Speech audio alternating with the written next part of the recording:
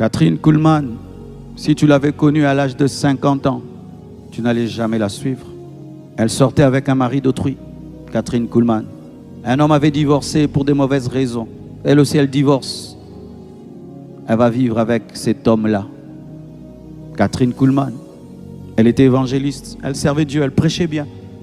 Et sur son chemin, le diable a mis quelqu'un, un homme beau.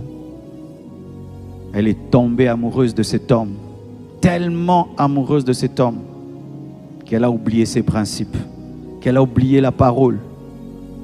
Les gens l'avaient rejetée. C'est fini pour elle. Mais sur ce chemin du péché, de la culpabilité, Jésus ne l'a jamais abandonnée.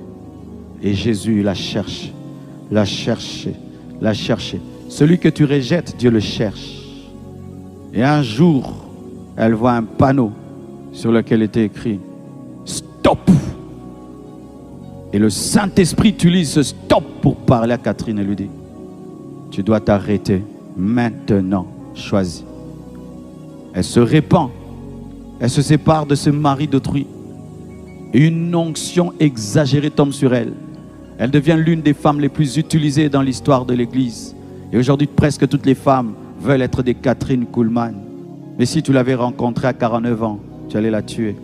Alors que de là, une grande servante de Dieu allait sortir et qu'elle allait se repentir un jour. Ne soyez pas les professionnels à répandre les péchés des autres. Ne soyez pas les professionnels à détruire une petite flamme qui existe quand même. Car même un médecin, vrai médecin, même s'il voit un malade mourant, probabilité 99% de chance de mort. S'il y a 1% de survie, un vrai médecin se bat. Et ils ont sauvé des gens comme ça. Si les médecins peuvent faire ça, et alors nous les chrétiens,